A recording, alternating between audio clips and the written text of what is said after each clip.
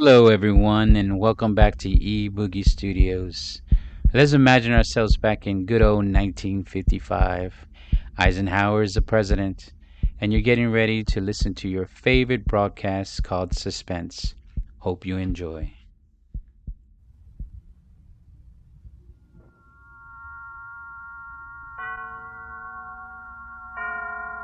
And now, tonight's presentation of radio's outstanding theater of thrills, Suspense.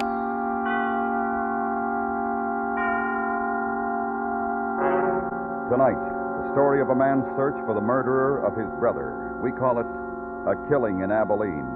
So now, starring Parley Bear, here is tonight's suspense play, A Killing in Abilene.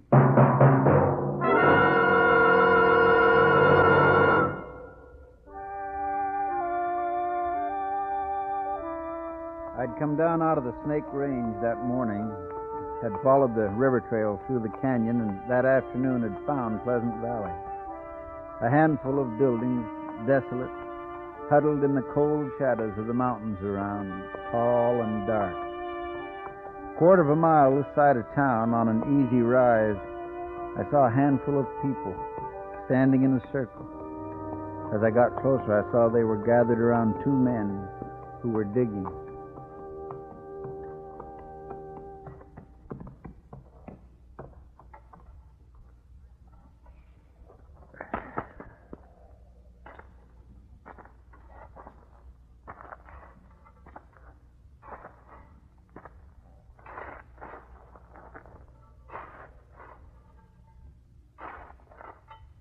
Hold up a minute. What's the matter? I hit something.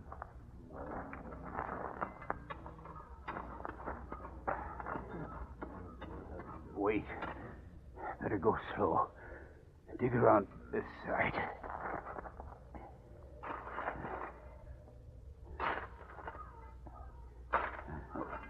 Here, I can't do it anymore. One of you boys take over. I'll do it, Jim. Somebody's got to.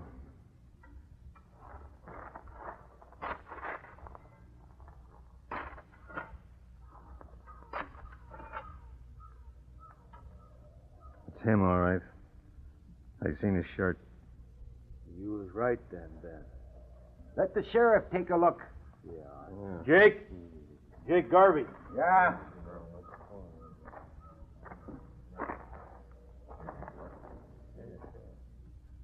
That's him. That's Fred Costin, all right. Fred!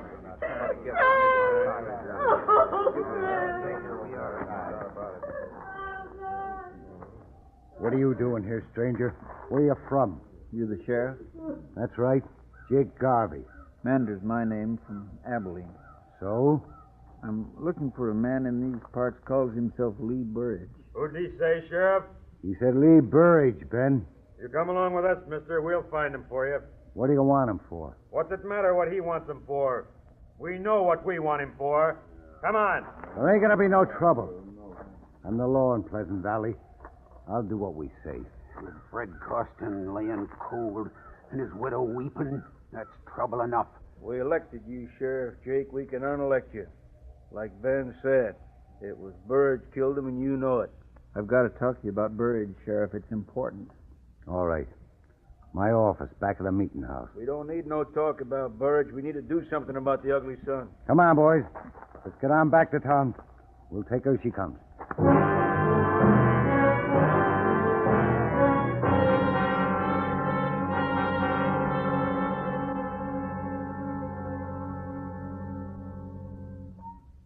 Smoke? No, thanks.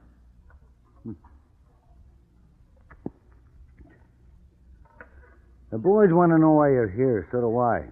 I'll tell you, we don't like strangers. What do you want with Lee Burridge? I had a brother. Was killed out in Abilene. Burridge did it. Huh? Him and another one drove a herd into the railroad. Burridge got drunk and killed my brother. Buried him. Same as here.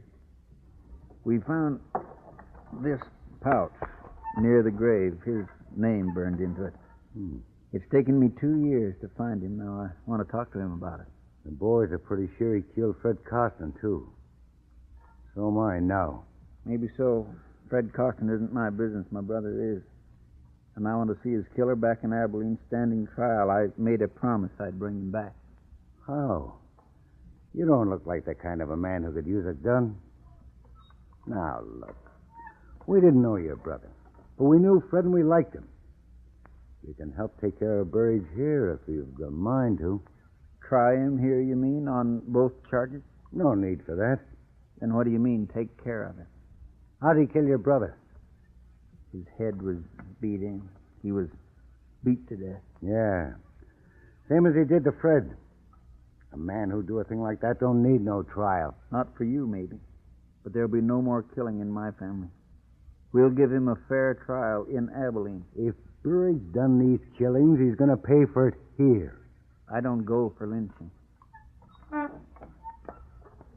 That's strong talk.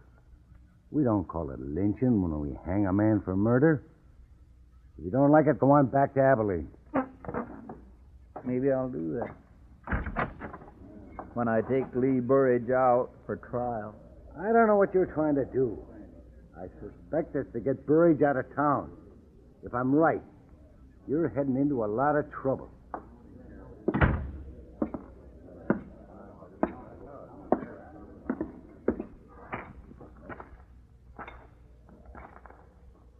One of you boys direct me to where Lee Burridge lives? Of course, if we felt inclined. What you want with him? Just want to talk? Anybody got any objections? Yeah, Who are you? Ben Chaffee. There ain't going to be no talking. He's done what he's done. He's going to pay for it. And nobody's going to stand in the way. It's time he was riding out of here. And if I don't? Then I'll help you. Climb off, Ben. We don't need no private wars here. Huh. Where does he live? Come on, boys.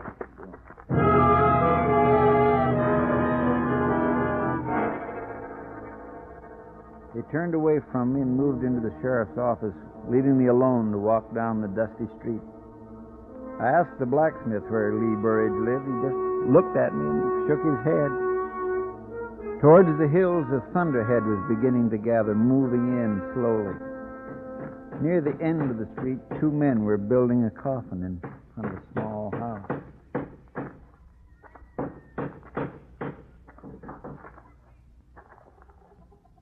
Is this where I'll find Mrs. Costin? Why do you have to come meddling around here at a time like this? Can't you leave a widow to her sorrow? Because he's a stranger, Bob boy. And strangers don't have no time for other people's sorrow. Maybe you're right, old-timer. Maybe they got too many themselves.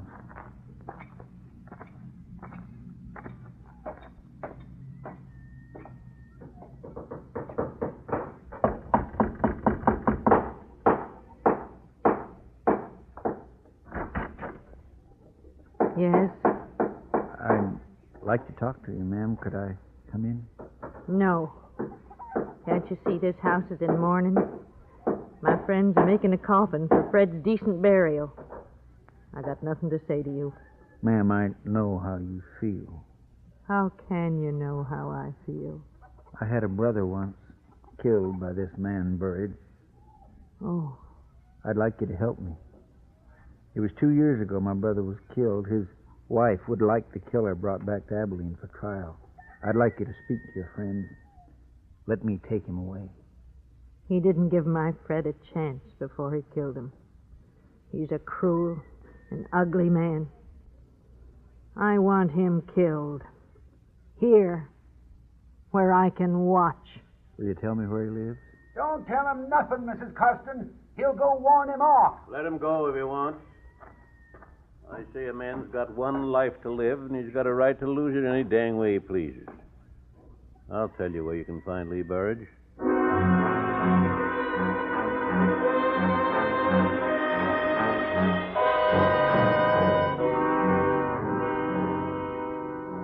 On the way, I passed the open pit that had been a grave and turned up a side canyon. A few miles farther on, where the canyon spread, I saw his hut, set against a fire-blackened hill. There was no growing thing in the rocky ground except one sick, twisted tree, its stunted limbs reaching out, Empty. Waiting. Horse, easy. Throw your gun down, you, or I won't miss with the next one. Lee Burridge. Throw it down. I'm Jeff Mander. It was my brother Seth you killed in Abilene. If that's who you are, you've caused me enough trouble. Now get out of here. They'll give you a fair trial there. Stay here and you're going to be lynched for Fred Costin's killing. Nobody's gonna lynch me while I got this. Don't come no closer. You listen to me. I don't hold no love for you. I shouldn't care what happens to you. But it took me 2 years to find you. Now I'm taking you out. Don't come no closer. Put up your gun. I'm warning you. Put up your gun. All right, now, kid. And tell those folks in the village it didn't work. I'm too smart for 'em.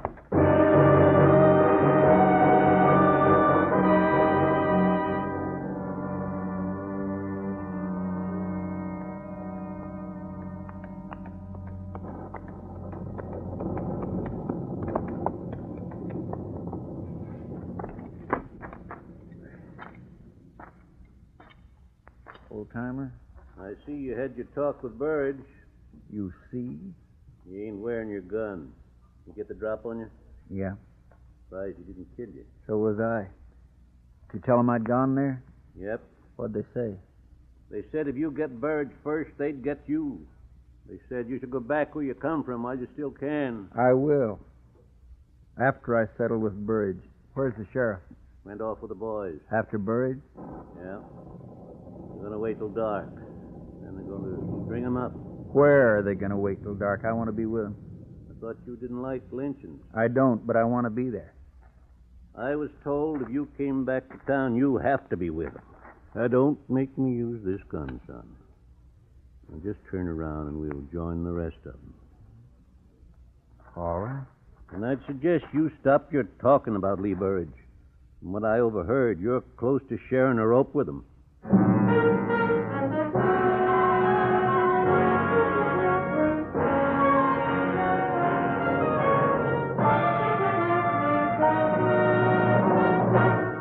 Listening to A Killing in Abilene, tonight's presentation in radio's outstanding theater of thrills, Suspense.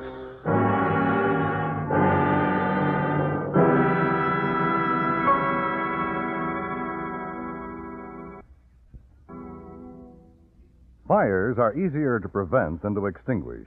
If you want to make sure you don't have a fire in your own home, now's the time to get fire-sighted. If you can't make your own electrical repairs, get an electrician in to check the house, especially if it's been a while since your wiring's had any attention. And throw out piled-up rubbish. Be fire-sighted. And now we bring back to our Hollywood soundstage Parley Bear, starring in tonight's production of A Killing in Abilene, a tale well calculated to keep you in suspense.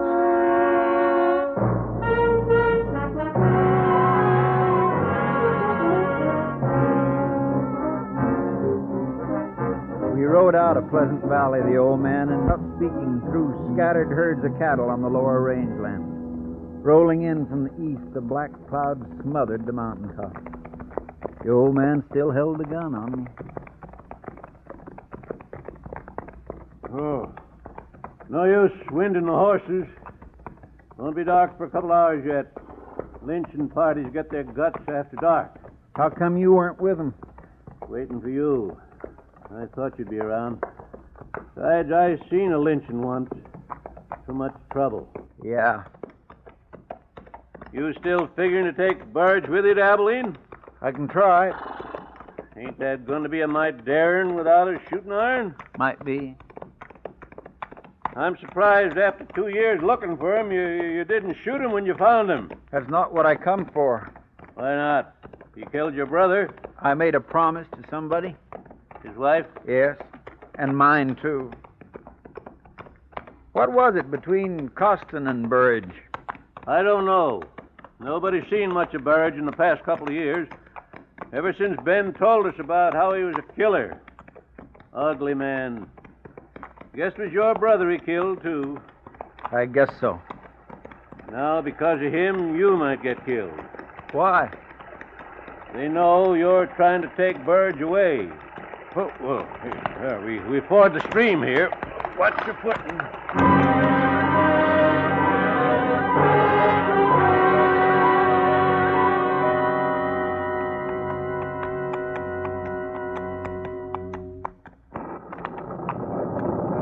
Johnny.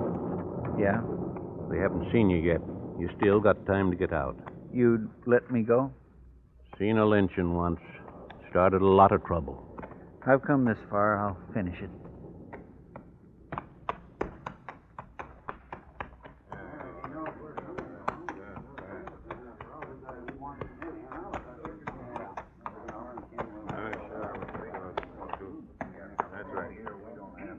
Hello, Sheriff. Thought you'd left Pleasant Valley. I told the old man to bring him. We decided he ought to be with us where we can watch him. We're not letting him take Burge out. You decided, Ben? What do you say, mister? Are you still going to try and take him? I'll tell you what he says, Sheriff. He says he wants Burge one way or the other. He has to join. That's what he says. Shut up, old man. Get off the horse, mister. All right. I want Burridge as bad as the rest of you. I'd prefer him to stand trial. That's the difference. I don't want this lynching. You... Take your hand off your gun, Ben. He ain't armed. Take it easy, Ben. We decided what to do. You're here because I want you here. Burge killed Fred Custon in a fight. Now we're going to settle it. Burge kills easy. I seen him do it once before. He's not going to do it again. You saw him kill my brother? I saw it. You need more of a trial than that?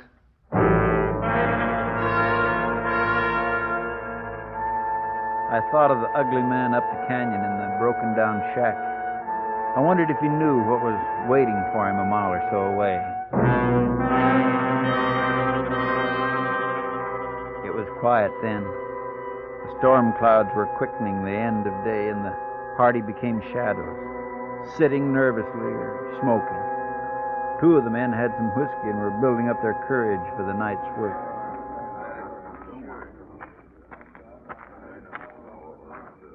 It's nearly dark. What? I didn't think you'd come. I had to. My Fred's dead. So's my brother. My Fred was a good man. Never hit me. But he was a dark man with drink. What was it between Burridge and him? Well, we lost some chickens. Fred said that Burridge stole them. When he came to town for supplies, Fred and him got to fighting. Burridge hated him and beat him. Fred was horrible hurt. Afterwards, everybody laughed and made jokes. They laughed at their friend? Oh, it was man laughing, no harm. But to a dark man like Fred, it was bad. He swore to get even. That was last Saturday. He went in to drink. And didn't come back? We all thought he rode out someplace for shame. Why do you think Burridge killed him? Oh, they was all talking about it. Who was? All the men, Saturday night. They said Fred and that man was arguing. Who heard them? Ben did. And when Fred didn't come back, we all knew that man had killed him. Well, he did. And he's going to pay for it. Who found the grave, ma'am? Ben did. I'm sorry for your brother's wife, but it must be this way. It's like the Holy Book says, an eye for an eye. Let's go, boys. It's time.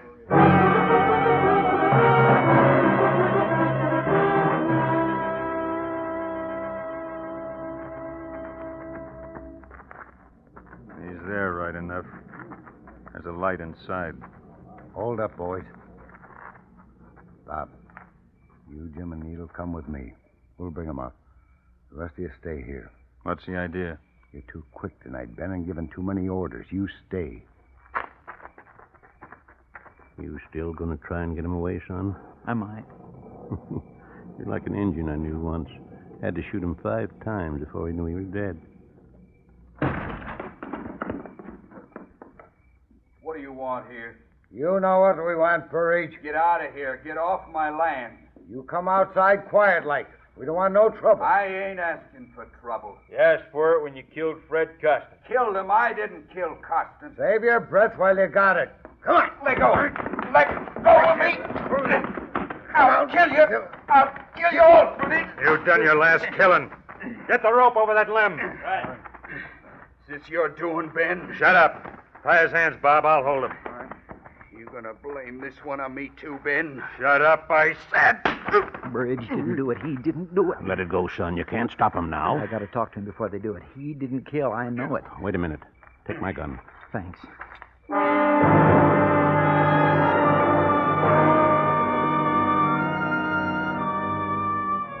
The rope was around his neck, and he knew he was going to die.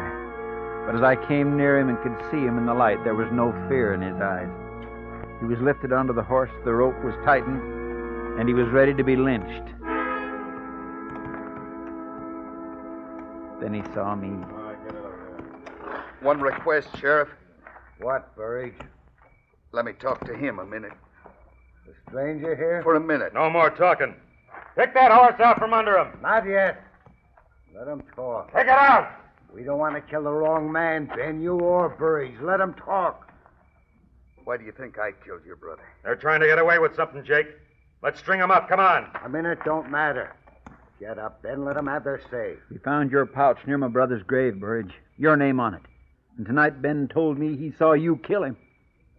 I didn't. I wasn't with Ben that night in Abilene. Ben wanted to drink. I didn't. He left me and took my pouch with him. What does it matter about his brother? It's Fred Costin we're hanging him for. I didn't kill Fred Costin either. Listen, mister, I didn't kill your brother. Ben told everybody I did, and ever since I've had no friends here. He's talked enough. He killed Fred Costin. I told you that. What about Burridge? I didn't kill Fred Costin. He's lying. Let's get it over with. I say let him talk. Where'd you get that gun, mister? How'd you know where Fred was buried, Ben? How'd you know where Fred was buried? Miss Costin says you found the grave. How'd you know where it was? Answer him, Ben. You told me where it was, Ben. I saw him burying poor Fred. That's how I knew. If you saw the burial, why didn't you stop Burridge then? Wasn't none of my business. But it is now. What made you change your mind so fast? Stay away from that horse, Ben! Get up! Cut him down! You, Bob, cut him down! I think you'll be coming back to Abilene with me, Ben. You think so?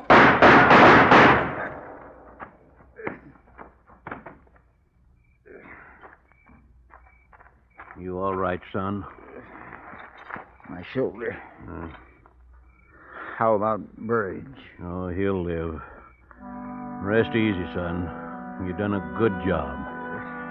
But you ain't going to keep your promise about your brother's killer. There's no sense taking Ben Chaffee back to Abilene. We'll bury him here.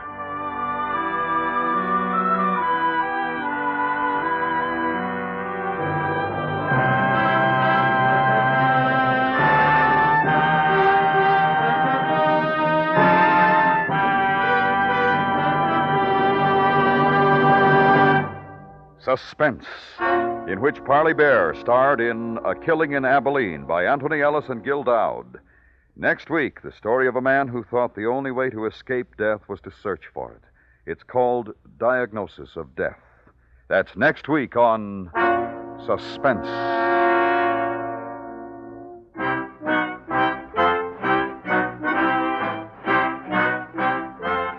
Suspense is produced and directed by Anthony Ellis. The music was composed by Lucian Morowick and conducted by Lud Gluskin. Featured in the cast were Paula Winslow, Jack Crucian, Frank Gerstle, Jim Nusser, Vic Perrin, Joe Duvall, and Will Wright.